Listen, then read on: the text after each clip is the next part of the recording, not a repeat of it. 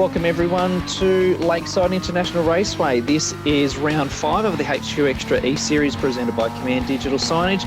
We're currently following the 00 Speedcafe car at the moment, driven by Grant Howlett for this particular event. So we're heading down the front straight, which is one of the fastest kinks in Australian motorsport. On the left-hand side there, really get nice and close. So hopefully we can get a nice entry into the carousel, which is about the 70-metre mark. We brake really, really hard. We start to kiss the ripple strip halfway through the corner here. We drift it a little bit wide on the left before our entry into the next part of the complex. Double apex, left-hand side ripple strip, start flowing around the back of the circuit here, which is magnificent to drive. It's really got some undulation here, and we tend to use a lot of the ripple strips where the body of the car tends to be. There's a lot of slipstreaming that can go along around the back here, but it's a pretty hard circuit to actually pass on, so fairly single file unless we get onto the front straight there. So back onto the left-hand side of the circuit here, we're just about to enter onto the tricky run round onto the front straight there as we take the right-hand side ripple strip again on the entry and the exit of this corner. Flat out down the hill here, all the way around the side here, and again nice and close to the ripple strip and the Armco barrier on the exit over left, and running along the side of the concrete wall there, an Armco barrier to try and get a nice little bit of buffer from the wind. But that's our lap of HQ E-Series Lakeside International Raceway. Look forward to race 1. And here's our qualifying results for race 1 of the HQXtra Eseries round 5 presented by Speedcafe, and it's a big warm welcome to Dave Armour. How are we going down in Victoria, mate? Yep, absolutely fantastic, mate. It looks like tonight we've got some pretty good racing. Just having a look at qualifying at the moment, and I'll tell you what, Speedcafe round 5, thank you very much, mate. These guys are starting to get the hang of it, I would say. Yeah, look, absolutely. Even in the qualifying stakes, we've got a lot of slipstreaming, and it's only a limited amount of time that we've obviously got with it. But to be fair, there's some smart driving going on and some really tight results. And even sort of looking at the results that we've had so far, there's less than a second covering almost the top 20. So there's some top guys that might have just missed out on a couple of clean laps and a little bit further back in the field. So we'll run through who we've got anyway. We've ended up with Joel Heinrich on pole there in the CR International and Osborne Transports car. Andrew Toss, a fantastic run for the Tasmanian expert down there. So he's come through for second place. We've got Mark Ainscough come through in third. Brandon Madden, who you call a local for Lakeside, has come through in fourth place. And Chris Ainscough has come through from fifth place there. And again, there's only a few tenths of a second there, mate. It certainly is. It's real good to see. Kenny Wright in lucky 13th and 6th position in CR International Racing. We've got Chris Mole, Command Digital. Brett Osborne in 8th position, the 86 car. He's also done well. Scott Andreski. This is the local track for a couple of these guys. I don't know whether they're actually racing at Lakeside this year. Lakeside, a very interesting track, a very, very old track. And this will be quite a good driver's track, I would say. And also we've got Brian Peglo in the Walker car in 10th position. So Brian has done extremely well as a WA guy. Yeah, look, we've ended up with a few new people in for this round as well, so we've added a few more to the total. But you're right, Lakeside's absolute cracker of a circuit, and a very historic circuit. So there's been a lot of damaged, broken cars over the years, which is why it's not a current circuit, but sadly the local residential situation has ended up putting pave to most events. We might jump into a race 1 scenario and see how we go. Okay, and here we are for race 1. We've had a few highlights that we've been able to put together, and we're looking forward to sort of seeing how the whole event goes. But it was an absolute sort of cracker, this particular race. I know that we've ended up with a few guys that started mid-pack that ended up a little bit further back in qualifying and pushed their way through towards the end of the race. But the circuit itself is an absolute cracker of a circuit. There's a lot of tight corners. There's a big slipstream down the front straight, but there's a lot of floating around the back, you could say, Dave. You've had a bit of a look at that. How's it all coming out on your end? Yes, mate, it is coming out on my end without an issue or problem. The highlight package we're doing for race 1, ladies and gentlemen, just gives you a bit of a feel of what's happening, what's going on, where Lakeside actually goes. It was built in the late 60s, I understand, and it's one of those tracks a bit like, you could say, basketball. You have to cross the track to get to the infield. There's no tunnel, all right, and you have to cross to get back over. So you've got to be in before 7:30. Lunchtime it opens up, and then at the end of the day. But it's a tight, twisty track. It's really a driver's track here at Lakeside. I first saw it 23 years ago, actually, when I went up for a delegates meeting of the HQ Holden. So it's got a kink in the front straight. It goes around the big bank, and it pulls itself up over for a HQ 6-cylinder 3-speed with a pedal suspension. It certainly really gives you a driver's track. Yeah, look, in the Speedcafe car there is actually this weekend driven by Michael Howlett from Western Australia, so he's been going particularly well, and Barbara Gello, who did fantastically, obviously being a bit of a local over there, but he started in 20th, and it looks sort of so far through this race that he's pushing his way forward. There's another one, Jason Mole, I think sort of started a little bit further back. Brett Osborne was pretty good, but up the front it was Brendan Madden and Joel Heinrich that really sort of pushing their way away from the pack. Mark Ainscough looked like he was sort of having a pretty good tussle there, as well as Chris Ainscough there too. So fairly close racing all round there. Certainly is. That's Parker there in the number 10 car, the teal blue car. So yeah, good to see Madden finished in front of Heinrich. This will make Heinrich really try in race 2 or 3. These guys up the front really need points to see whether they can close in on Howard. Yeah, look, result-wise, we ended up with Brandon Madden getting the win there. He came up a few positions there, which was great. Joel Heinrich came through for second there. Ken Wright came up a few as well, so he came through into third, or 3 positions up into third place. We had Mark Ainscough and then Chris Ainscough come through at 4th and 5th. So it'd be good to sort of see the 2 of them together there as well. It certainly is. And once again, the Speedcafe car, the Michael Howard car, up 15 positions. That is massive, mate. That is really having a go. So straight away, he's lost a few points, but not as much as he was going to lose. Simon Thomas, the Rainbow car, up 10. So he's keeping his championship wide open. Jason Mole and the Command Digital car in 8th. Then we've got 9th, and then we've got 10th, Walker. And of course, Andrew Troff, from Tasmania, qualified 2nd all the way back to 11th, dropped 9 places. Yeah, there was a few incidents in that particular race that we didn't get to be able to sort of see in that replay there, but there was racing all the way through the pack there that ended up fantastic from the outside. So let's look forward to race 2 and we'll see how we get along with that. Right, we're here at Lakeside just waiting for the start of race 2 from Speedcafe, and they're off. We're on a really, really good start.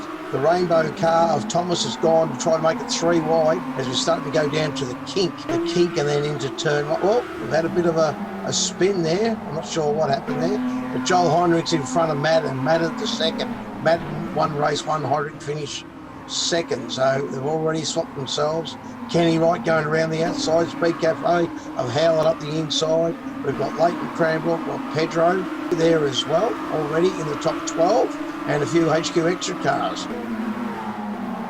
Welcome, Ian, how you going?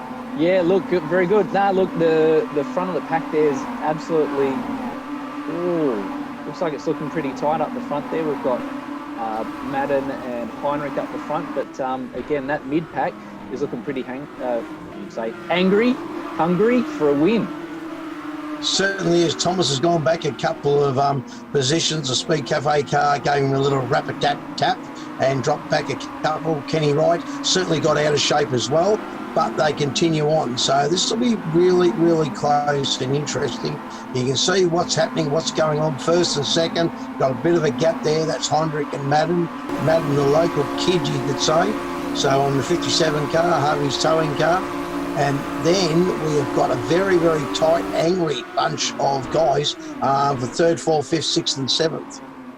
Yeah, look, again, we've sort of got that 2nd to 3rd gap, but from 3rd through to the rest of the pack, which is 30-odd cars there, and some of them are starting to get stranded in various parts of the carousel there, but through the middle of the pack there, Kenny Wright looks like he's dropped back a few. We've got Walker, we've got Chris Mole, we've got Matty Reid there. There's a few of them sort of in that middle pack that are finding it hard. They may sort of struggle to sort of get past here unless they're getting good, clean run down the straight. Around the back of the circuit, there's beautiful and flowing, but it's not easy to pass here because of the way the contour of the track is. We end up sort of using a lot of the circuit, but realistically, the ripple strips are something you almost aim for. So if there's a ripple strip there, it's there for a reason in the HQ that you want to try and sort of get as much of an advantage as you can. So you really want to run over them. They're nice, soft ripple strips. Gives us a great little advantage.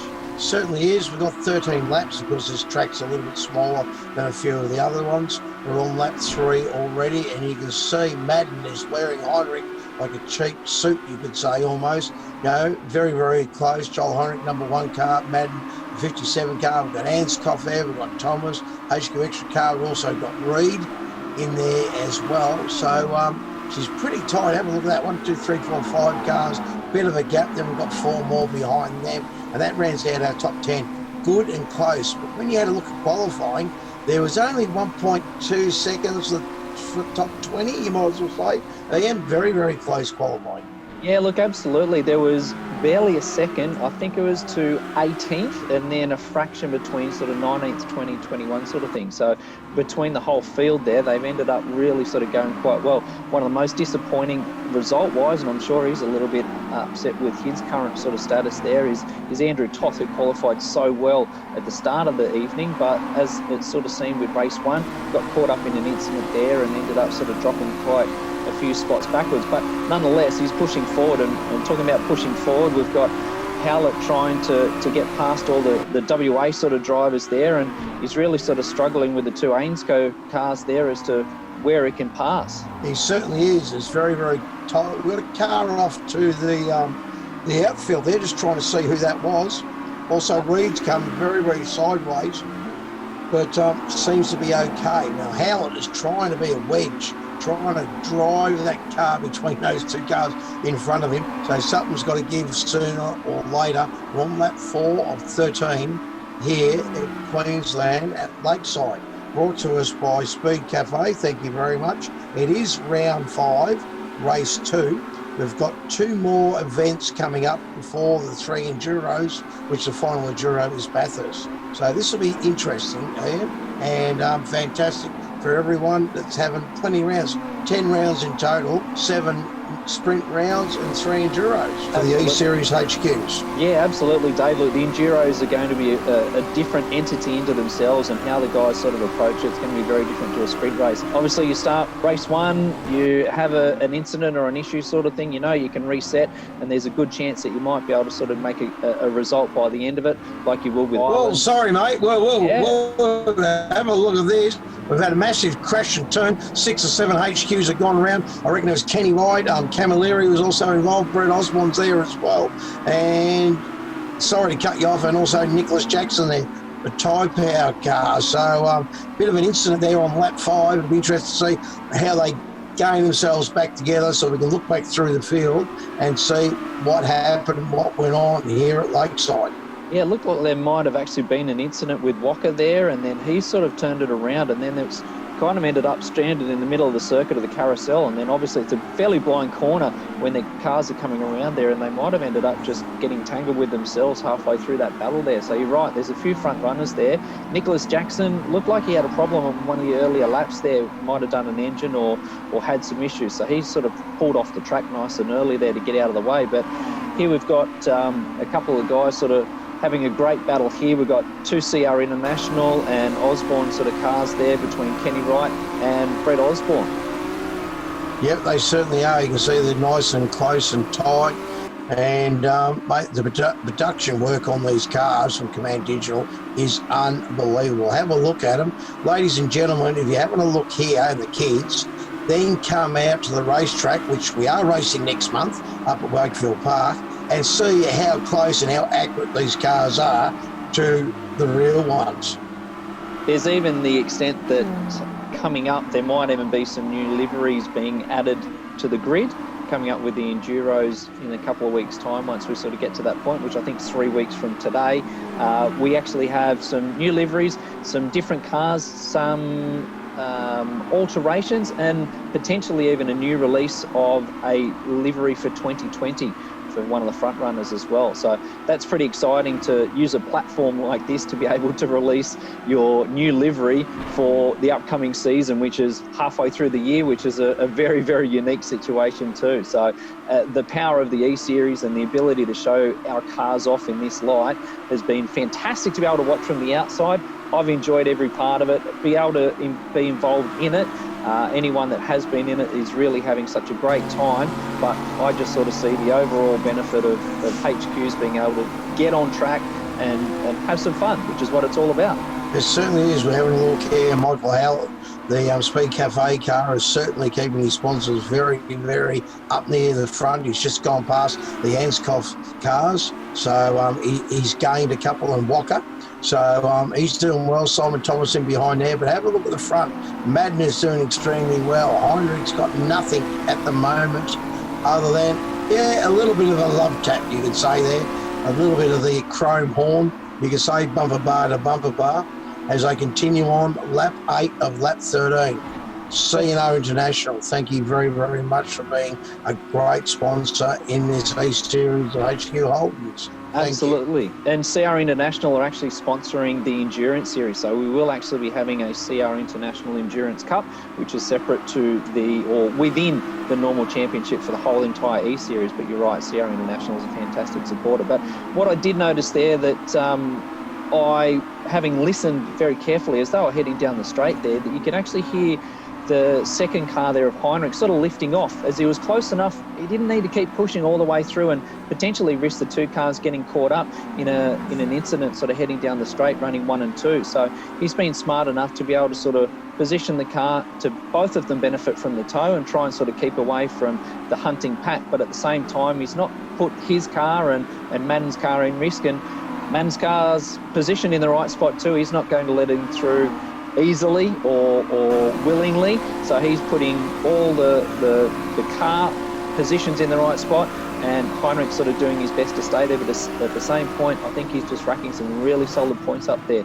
They're running around the carousel now and heading on to lap 9. Yeah, they certainly are, mate. You could say they're almost two young bulls, really, so Madden and Heinrich, so they want to look after each other. We're in race 2, we've still got race 3 to go. They need the points, they need to try and catch or that of Howard. Now Osborne is definitely up there going sideways. That's just trying to see who the number 4 car was there as well. David Camilleri definitely coming together there on lap 4, corner 4, lap 9. Yeah, and even credit to Brett Osborne, he's worked particularly well at bringing his speed up as the series sort of goes on. He's not a natural sim racer, so he's sort of picked it up as he's gone along. But even just a smart re-entry there with the ability to do that. And Matty Reed's actually looked like he's had a bit of a spin there. He's ended up getting caught up with someone or tapped a little bit wide and onto the grass there. But like I was saying, Brett Osborne's definitely dropped some positions there, but very intelligent just to take his time getting back onto the track and not ruin everyone else's race and take everyone out trying to re-enter. Yeah, Simon Smith's doing quite well in the 80 car. That's the yellowy brown car with the white sort of stripe all the way up the side of it, getting bigger towards the back of it. He used to race HQs many, many years ago. It's good to see that he's still back here. And I would even say that he could have his HQ Holden still for sale in bits and pieces. There's an engine gearbox, and I think there's a roller. So anyone wants to get involved, there's still a car there that was sort of a quite quick car in its day. Have a look at Camilleri there and Dwayne Priest. There, look at the 77 car, Tassie Freight on the side of it. Absolutely brilliant, the design and everything like that. David Camilleri's doing quite well. And it'll be interesting to see whether he can keep himself in the top half a dozen for the rest of this race, lap 11 to 13. Yeah, look, Dave's been running really well during the entire championship, and Dwayne sort of come in a little bit later, but like you said, his car looks fantastic, and then third in there looked like it might have been Scott Andreski. So between the front runners, we're sort of back up towards the front again, and between Walker and Howlett and Chris Ainscoe there. Looks like they're sort of hammer and tong. It's 3 Western Australian guys, actually, chasing down a Victorian and a Queenslander. So sharing the spoils around, but slightly outvoted, you'd say, this time with the WA guys. They certainly are, and it is very, very... Look out for Heinrich.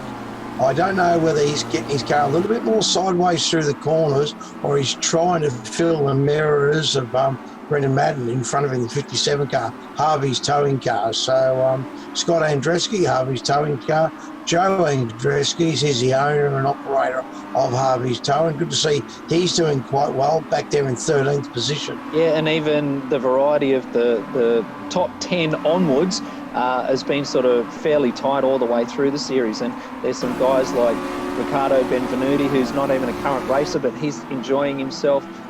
There's Wayne Hollywood Healy, obviously from HQXtra. We've got Chris Buckley also from HQXtra, myself, when I get the chance to sort of run particular rounds anyway. So there's a few HQXtra cars in there, but there's a lot of people. You've got Ash Parker sort of in the mid-pack there as well that's come on. He's not a current racer, he's a kart racer, but not a HQ racer. So there's a few guys that have been able to join the series, and a couple of entrants that I think will be coming in for the Enduros that maybe not have even had a chance to run for the rest of the year, but are joining us for some of the biggest races of the season.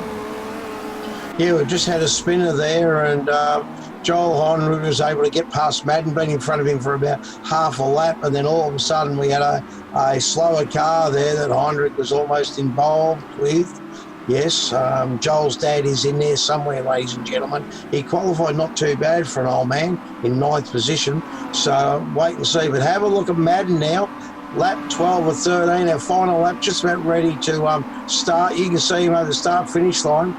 Here we go, the final lap. Oh, Madden is certainly into the boot of Heinrich, or Heinrich's boots into the nose cone of Madden, and they've got less than 1.4 kilometres to go around Lakeside here, brought to you by Speedcafe, round 5, race 2. Heinrich's got a bit of a gap, about a car length gap there to Madden, Harvey's Towing, and then we've got Anscoff doing well.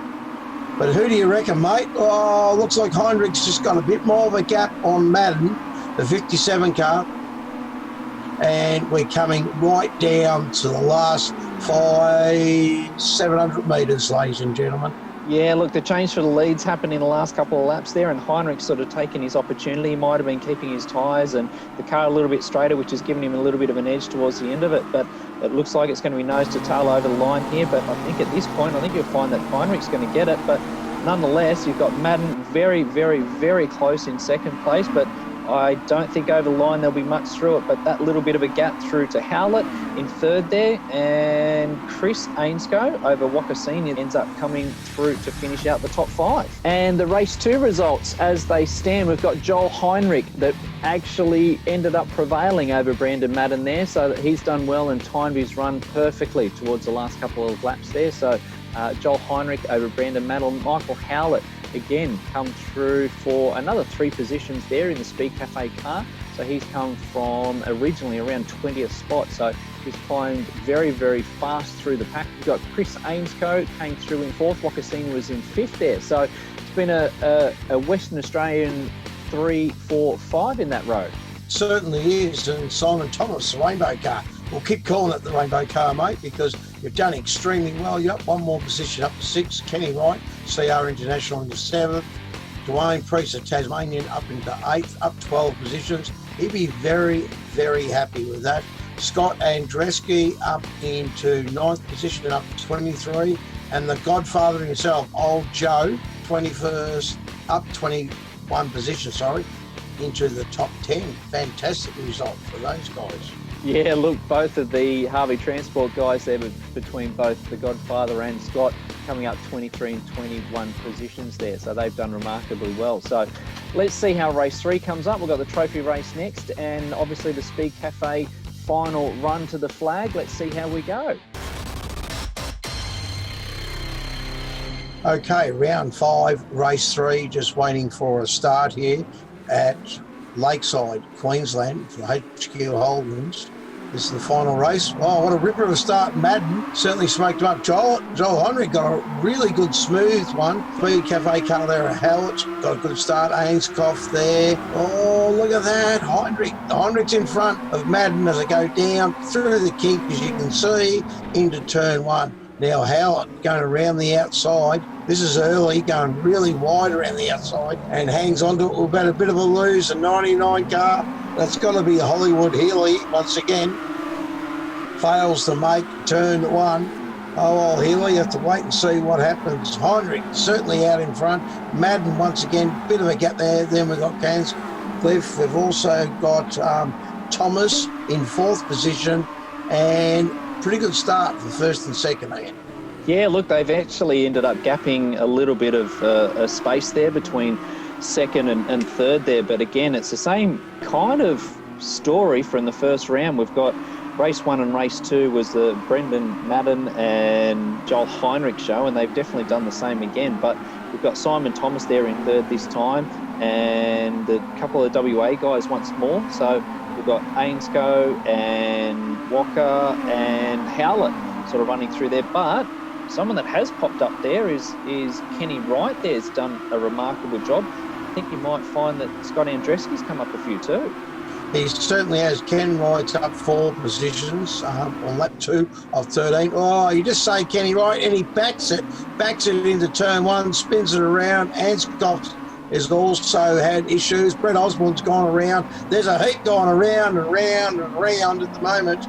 I didn't know they put a roundabout in there, but they certainly a heap. Oh, Nicholas Jackson, long last, has had a little bit of luck in the type out car as they go up over the hill. But Dwayne Priest has done extremely well. Bruce Heinrich is way back at the moment. No, he's not. Sorry, wrong vision. Bruce is in the top 10. Well done, Bruce. Yeah, definitely a chaotic beginning, and unfortunately that end of that lap one sort of entry into lap two through the carousel there seems to be the main point, potentially the only point that there's been incidents through this whole race weekend. They always end up sort of being pretty tight into there, and again it's pretty difficult on the sim to judge your markers, and even sort of heading down the straight there you get a pretty good slipstream, and unless you're careful and you get off the throttle before you get into the turn there, you can easily tag the back of the car in front. As Howlett's done a beautiful job there and just illustrated that perfectly. So he got off the throttle, he didn't need to stay in the boot other than sort of heading down the straight there, and gave the opportunity so that he didn't run into the back of Thomas there. But like we're holding around here through the carousel, absolutely fantastic corner. Remember Thomas Mazira sort of hitting the wall, and Glenn Seaton damaged his Falcon pretty poorly there back in the 90s and early 2000s. Yep, that's for sure. That's where Dick Johnson and John Bauer blew everyone away one year up there at Lakeside. But ladies and gentlemen, what you've got to realise is when you're coming onto the front straight, she's a slowly downhill. You get to the kink, if you can hold it flat out from there, you're doing good. You're getting massive speed, 5, 6, 5, 7 in third gear, 6 on the Holden, single carby, and then all of a sudden you get a bit of a slipstream. Oh my God, am I going to pull up? Turn one, you could say, tries to start tipping you off the track, and before you know it, you're in angel gear. So you've got to be very careful. Jason Mould, Chris Mould, then Command Digital's car there in 7th and 8th position. Thomas doing extremely well with Howlett in front. Fantastic track. Lots of dips, ups, downs, blind corners. And, mate, it is not for the faint-hearted. HQ Holden, where you want to ring them and make them sing, and if they're not pinging, keep going. So it's fantastic. And again, I remember sort of round the back of the circuit here, there were some massive incidents here back in the Group A and Group C days between the touring cars, but not today. They're keeping it fairly straight, and like I said, it sort of seems like it's more down the front straight that they're getting more of the incidents there due to slipstream. But again, through the mid-pack there, absolutely fantastic racing here. Looks like we're following one of the Harvey towing cars with Dwayne Priest in front, and then, like we said, we're pegging down the hill here and heading into the entry onto the straight, but it is flat out. It is full on through that turn there, and like you said, 170, nearly 180 Ks. If you're in a slipstream, you can almost get to the maximum RPM down the straight there before you pull it up into turn one, and you hope that everything's hooked up right and you've hit the right markers to be able to make it through that turn there. But Yeah, absolutely fantastic racing again through that back part of the top 10 there. Certainly is. You've got to have a massive big set of brakes, I tell you, in turn one, because if you can get through there and keep the power on and get it to pull around as it goes up around the sharp right-hander, certainly gives you an added advantage.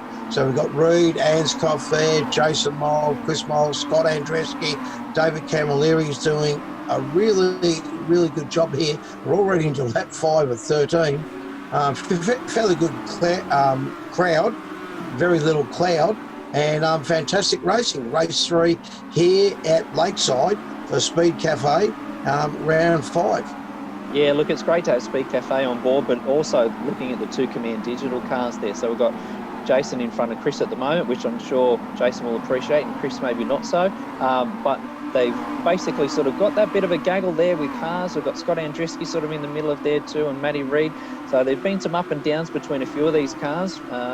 Earlier on in the race there was a couple that were sort of fighting it out the front, and I don't think Jason Moles had the cleanest of rounds this particular event. So points-wise for the championship, we'll just have to see how that all ends up later on. But for the moment, they're enjoying it, I'm sure. It's door-to-door, as it should be, and around the back of the circuit again. Surprise, surprise, too wide. See how far they can go with it this time. Yes, it's going to be very, very interesting. We can see Thomas there right on the boot lid of Howlett, and you can see also Madden and Heinrich having a really, really good close ding-dong battle. Chris Mole, Jason Mole, just behind David Camilleri, the Chookman car. There goes Bruce Heinrich. There's Joel's dad. He's still out there. He hasn't fallen off yet or fallen asleep. Good to see you, Bruce. And can't wait to see you live in action racing HQ Holdens. Jackson doing extremely well. There we go. We've got Parker and Brett Osborne back in the field a little bit. He started off well and just slowly got backwards. Yeah, look, it looks like even credit should go to Joe Andreski. It looks like the Godfather there's in the top 5. So, and he's holding his own. He's running in front of Dwayne Priest there and having a really good crack at it. Obviously, Scott Andreski in the second Harvey's car. He's sort of pushing pretty hard with the sandwich between the two Command Digital cars there. But again, that middle pack there, you've got Kenny Wright sort of starting to come back after his incident sort of earlier in the race. And hopefully he can sort of push back to regain a few extra points there. But, looks like we might have had a bit of a tangle there. Yeah, did you see that? That's Kenny Wright coming, a massive love tap there to the car in front of him there, Reed. That's Thomas there in the 80 car. Simon Smith, in the 80 car there. And also Chris Ascoff doing extremely well. I just think I saw Hollywood. I think Hollywood's car is still going. Yes, it is. Hollywood's car is still going. HQXtra. The guys are doing a fantastic job, him and Bucko. There on HQXtra Live. They are on Wednesday night, so make sure you tune in and watch them as well. Have a look at Thomas. Thomas is starting to get very, very close to Howlett. Howlett's out wide, Thomas on the inside. You can see it right in front of me. Lap 8 of 13. I reckon Thomas has got to get Howlett at the moment if he can keep it smooth and fast.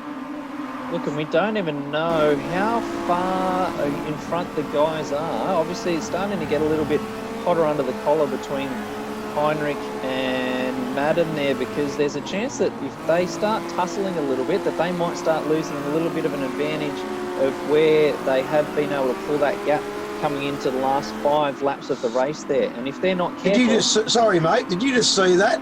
I had HQ 48 with the nose about 13 foot off the ground. That's Darren Jenkins from South Australia. It looked like his car was impounded into the guardrail and they could have done a gearbox and tail shaft change. So just have a look back there, ladies and gentlemen, on lap 8. Darren Jenkins, first time I've seen him, and not in a very good position, you could say. High and dry. Well, that's one of the reasons that in reality that the circuit itself isn't run as often and quite as safe as it used to be. But I was listening to something mentioned about Dave Johnson, who's Stephen Johnson's uncle and Dick Johnson's brother, about some of the things that they used to do back in the day. But they loved Lakeside, but it used to tear some cars up. There was a lot of people that would travel up from Victoria, New South Wales in their cars, and sadly, they'd be forklifted back onto the trailer to be able to get them back down south. So it's a violent track and it bites, but it's great when you're running it. And again, with the guys that we've sort of got running in this particular series, they're doing a remarkable job and they're loving every second of it. They really are. Oh, there's that car. Yeah, you see it? So it's up in there, mate. It's on a hoist almost, you could say. Lap 9 of 13. So what can first and second do? They can take each other out, which will then allow Thomas and that to come up and go through. Or can these two young bulls keep it together? The Godfather doing extremely well. Scott Andreski, have a look at him, mate. That's that number 4 car there. It's got the LED headlights in it. So good to see. You can't break those headlights, I tell you, that's for sure. So Jason Mole, Chris Mole, the Command Digital car is doing extremely well. The Truckman car, the 46 car, David Camilleri, is going extremely well, just staying in front of those two. And then in front of them, we've got the Godfather and also Thomas, Dwayne Bruce, and the two guys up the front. Just trying to work out that yellow car there, mate, that's on and off the track at the moment. He's having not a real good run, you could say.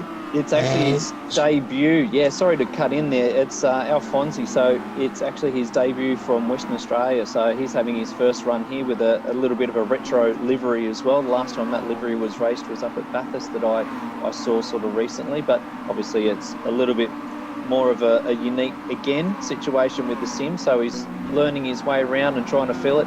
I do promise, though, I will not mention poor Kenny Wright again and how well he's going.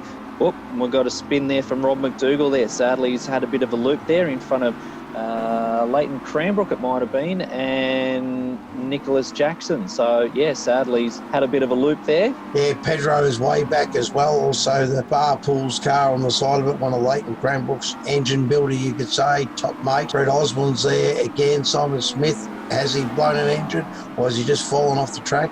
Brian Pango from Western Australia, I hope I got his surname right. He's having a fair dinkum go, and it's good to see the old man is actually in Australia. And we'll catch up with him very, very soon, because the Western Australian guys, I hope to see you at HQ 4 Hour at Winton at the end of the year. Since we've all lost so much racing throughout the year, hopefully we've got a few guys moving interstate to catch up and enjoy what's left of 2020. Yeah, look, it is good to be getting closer to returning to the circuit as such anyway, and to be fair, the E-Series has done, again, a remarkable job to be able to try and keep everyone entertained, but maybe even race fit. You could find out that there's some skills that have been transferable into real racing, but what I can see at the moment is Howlett is really starting to peg in the top 2 guys there, and he's bringing Simon Thomas along on the way. Yeah, and it looks like Chris Buckley's moved off the side there just to make sure he's in no one's way there. He's obviously had an incident somewhere through that race there, but they're close up the front, but that might be to their detriment. It looks like they might end up slowing their lap times down and could end up hurting them in the end here. Certainly is. Lap 12 of 13. We've got 1.5 laps to go, you could say. So this will be very, very interesting. Can 3rd and 4th. I reckon 3rd and 4th are definitely catching second at the moment. You can see there's only about 3 or 4 car lengths, and Madden and Heinrich, got to keep an eye on Heinrich. It's an old head on a young body, so he'll be starting to position his car exactly where he needs to be. And here we go, the final lap. Heinrich, Madden, first, second and first so far in race 1 and race 2. It'll be interesting to see what they can do in the final. Have a look at this Speedcafe car now. Speedcafe car of Howlett is right on the boot lid of Madden. You can see it there. He's half a car length behind. We've got about 2/3 of a lap to go. Who's got the grunt? What can Thomas do? Sit back and watch it all unfold? Or can he also be... Oh, have a look at Howlett. Howlett's gone up the inside there of Madden. Oh, will it happen? You can see it. Look at that. Oh, no. Madden's been able to hold him out. Heinrich's in front, giving Heinrich a little bit of a gap. Ian, this is right down to the wire. Absolutely cracking. Whether it ends up one way or another, I'm not really sure, but I can tell you what, it's been the most entertaining comeback with the 3rd and the 4th cars coming through to almost push for the race win there. So Madden's gone from being, hopefully, running in 2nd place, potentially 1st, and he's going to be lucky to get 2nd in front of Howlett. who's ended up coming through with Simon Thomas coming through in fourth there. So what a run, what a race, what a Lakeside. So the Speedcafe cars come through third at the Speedcafe event. That was absolutely brilliant racing. As it stands, Joel Heinrich has been able to come home with a win there. So he's done a fantastic job there, being able to sort of get the round results there.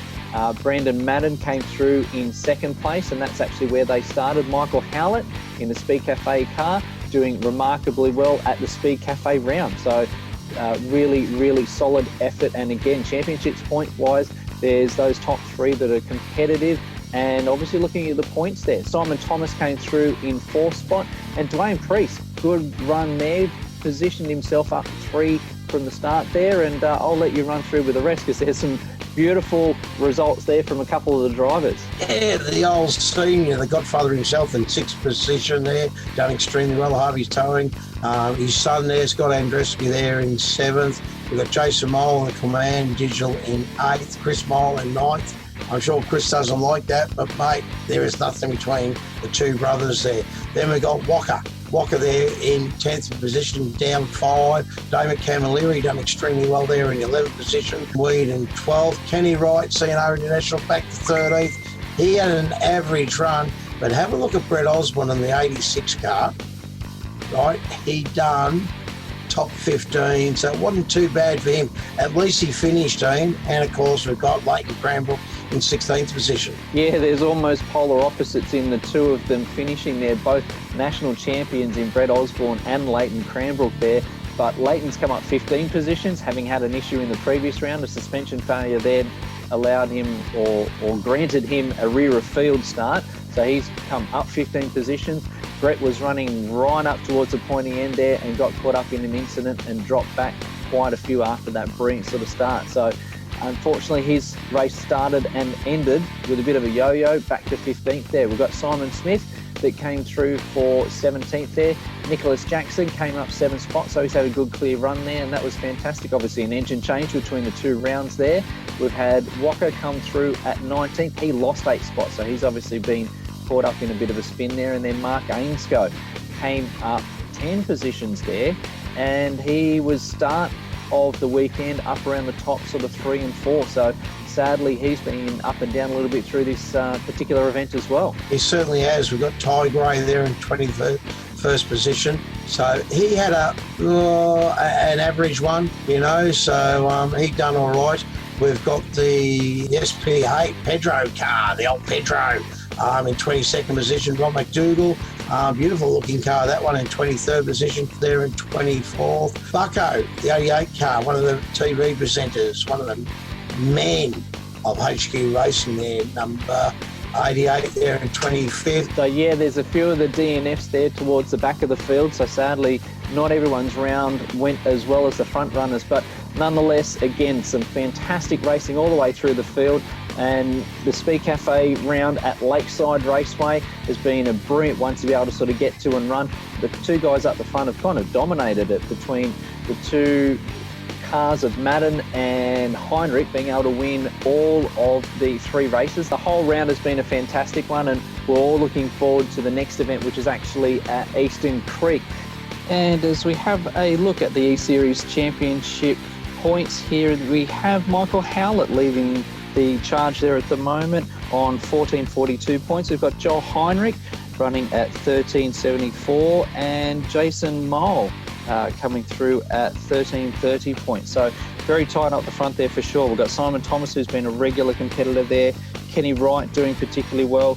Dave Camilleri coming through in 6th. Brandon Madden there, 1266 points. So he's only a couple of 100 points under that amount from Michael Howlett in the lead there. Chris Mole is actually doing quite well. Scott Andreski and Matty Reid running out the top 10. So following that, we've got a few national champions and some competitive drivers there that are hopefully looking for a little bit of a run in the endurance side of things. Leighton Cranbrook, Brett Smith, Dave Smith, Nicholas Jackson and Ricardo Benvenuti is running in 15th position there overall. So great work there from Ricardo. For a non-racer, he's doing a fantastic job. But otherwise, for everyone else in the championship, we're all looking forward to the next round at Eastern Creek and the Endurance Series coming up shortly as well. So It's good night from me and HQXtra and Dave Armour. Thank you very much and looking forward to the next round. Thanks a lot, guys.